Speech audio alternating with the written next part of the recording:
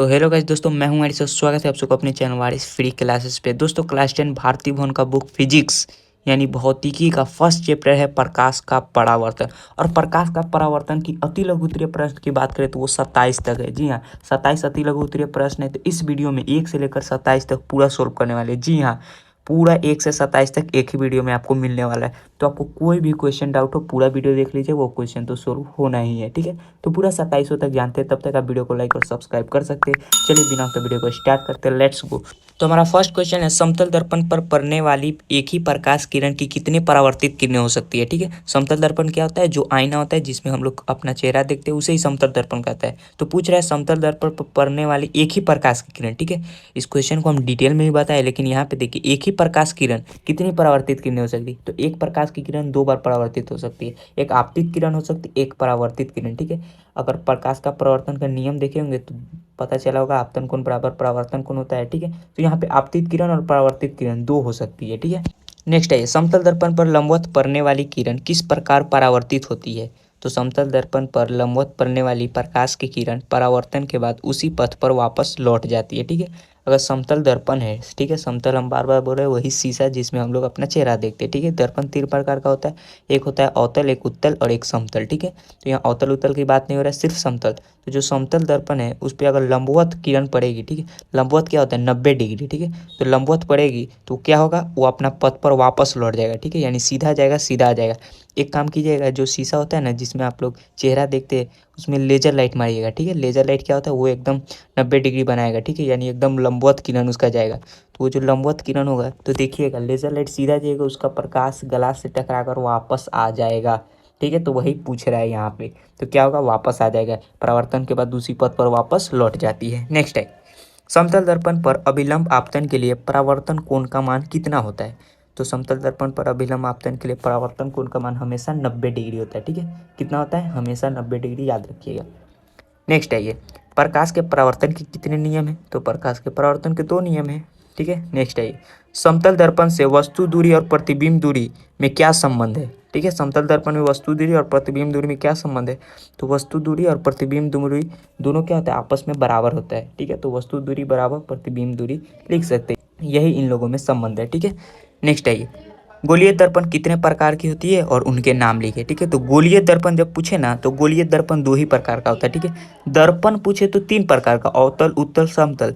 लेकिन गोलीय पूछे तो गोलीय सिर्फ 2, अवतल दर्पण और उत्तल दर्पण। यहाँ पे उत्तर लिखा हुआ है लेकिन र नहीं, ल लिखना है, उत्तल दर्पण। ठीक है, अवतल दर्पण और उत्तल दर्पण। ठीक है, नेक्स्ट है ये, गोलीय दर्पण के मुख्य अक्ष क्या है। ठीक है, गोलीय दर्पण के मुख्य अक्ष क्या है।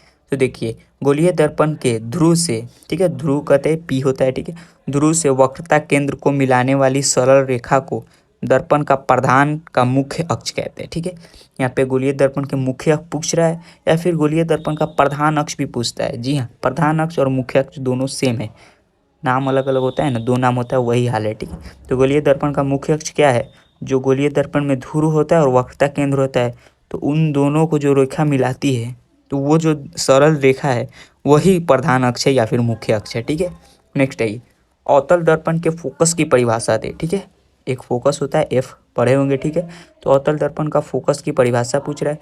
तो किसी अवतल दर्पण का फोकस उसके मुख्य अक्ष पर वह बिंदु है जहाँ मुख्य अक्ष के समांतर आती किरणें दर्पण से परावर्तन के बाद मिलती है। ठीक है, यानी अवतल दर्पण का फोकस क्या है, अगर अवतल दर्पण पर अनंत से जो किरण आएगी ना, अनंत से किरण, ठीक है, जो किरण आएगी, मान लीजिए सूर्य का किरण आएगी, तो सीधा आकर जब अवतल दर्पण से टकराएगा तो वो उसके मुख्य अक्ष से, सॉरी मुख्य फोकस से ही गुजरता है, यानी एफ से ही गुजरता है। तो वही इसका परिभाषा ही पूछ रहा है। तो किसी अवतल दर्पण का फोकस उनके मुख्य अक्ष पर वह बिंदु है जहाँ मुख्य अक्ष के समांतर, मुख्य अक्ष के समांतर जो किरण आएगी वो क्या होगा, वहीं से गुजरेगा मुख्य फोकस से। ठीक है, नेक्स्ट है ये, गोलीय दर्पण की फोकस दूरी एफ और उसकी वक्रता त्रिज्या आर में क्या संबंध है।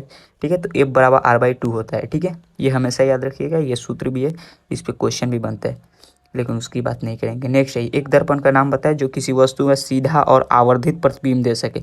सीधा और आवर्धित, तो हमेशा याद रखिएगा समतल। ठीक है, क्योंकि अवतल क्या होता है, वो भी आवर्धित और सीधा देता है, लेकिन कभी कभी वो छोटा भी दे देता है, उल्टा भी दे देता है। ठीक है, नेक्स्ट है ये, एक अवतल दर्पण द्वारा आभासी प्रतिबिंब बनने के लिए वस्तु का स्थान कहाँ होना चाहिए।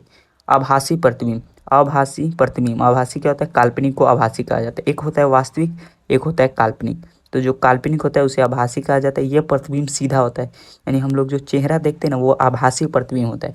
हम लोग जैसा है वैसा ही चेहरा हम लोग का शीशा में दिखता है, एकदम सीधा। तो वही पूछ रहा है, लेकिन यहाँ पे अवतल दर्पण में पूछ रहा है कि अवतल दर्पण द्वारा आभासी प्रतिबिंब बनने के लिए वस्तु का स्थान कहाँ होना चाहिए। तो वस्तु का स्थान, वस्तु या बिंब, एक बात याद रखिएगा, वस्तु को ही बिंब कहा जाता है। बहुत जगह आप देखिएगा बिंब पूछा जाएगा, ठीक है, बिंब वस्तु। बहुत लोग कन्फ्यूजन होते हैं, हम भी कन्फ्यूजन होते थे कि भाई बिंब क्या हुआ। हम सोचते थे बिंब माने प्रतिबिंब, लेकिन नहीं, बिंब मतलब वस्तु ही होता है, ठीक है। तो वस्तु या बिंब का स्थान ध्रुव तथा फोकस के बीच होना चाहिए, तब जाकर आभासी प्रतिबिंब बनेगा, ठीक है। नेक्स्ट आइए, यदि कोई वस्तु किसी अवतल दर्पण के वक्रता केंद्र पर रखी हो तो उसका प्रतिबिंब कहाँ और कैसा बनता है, ठीक है। अवतल दर्पण के वक्रता केंद्र पर रखी है यानी सी पर, तो उसका प्रतिबिंब कहाँ बनेगा और कैसा बनेगा वो पूछ रहा है। तो देखिए, यदि कोई वस्तु किसी अवतल दर्पण के वक्रता केंद्र पर रखी हो तो उसका प्रतिबिंब वक्रता केंद्र पर ही बनता है, और ये प्रतिबिंब वास्तविक उल्टा वस्तु के आकार के बराबर होता है, ठीक है। वास्तविक होगा तो उल्टा ही होगा, ठीक है, लेकिन वस्तु के आकार के बराबर होता है। नेक्स्ट है ये वस्तु दूरी u, ठीक है, u को ही, वस्तु दूरी को u से निर्देशित किया जाता है। तो वस्तु दूरी u का चिन्ह क्या होगा जब एक अवतल दर्पण के सामने किसी वस्तु को रखा जाता है? ऋणात्मक होगा, ठीक है। देखिए, अवतल दर्पण के सामने अगर वस्तु दूरी रखा जाएगा तो वो ऋणात्मक में होगा, लेकिन उत्तल दर्पण में क्या होगा? धनात्मक में होगा, ठीक है, याद रखिएगा। अवतल माने माइनस और उत्तल माने प्लस। हम हर क्वेश्चन में कुछ कुछ बताते चल रहे हैं, एकदम ध्यान रखते चलेगा, बहुत हेल्प करेगा, ठीक है। अवतल दर्पण तो ऋणात्मक और उत्तल दर्पण तो धनात्मक, ठीक है। नेक्स्ट है ये, यहाँ पे थोड़ा, यहाँ पे मैथमेटिक भी पूछ देता है, ठीक है, मैथमेटिकल। 10 सेंटीमीटर फोकस दूरी वाले अवतल दर्पण से 15 सेंटीमीटर की दूरी पर रखी वस्तु के प्रतिबिंब की प्रकृति क्या होगी? तो देखिए, एक होता है अवतल दर्पण शीत करने वाला है, ठीक है। यहाँ पे देखिए 1/v प्लस 1/u बराबर 1/f, तो इस सूत्र को लगाएंगे तो यहाँ पे अवतल दर्पण से 15 सेंटीमीटर की दूरी पर रखी वस्तु, यानी वस्तु की दिया हुआ है, वस्तु दूरी दिया हुआ है, तो वस्तु की दूरी क्या है? 15 सेंटीमीटर, ठीक है। तो देखिए यहाँ पे 15 सेंटीमीटर है तो यहाँ 15 लिख देंगे, ठीक है।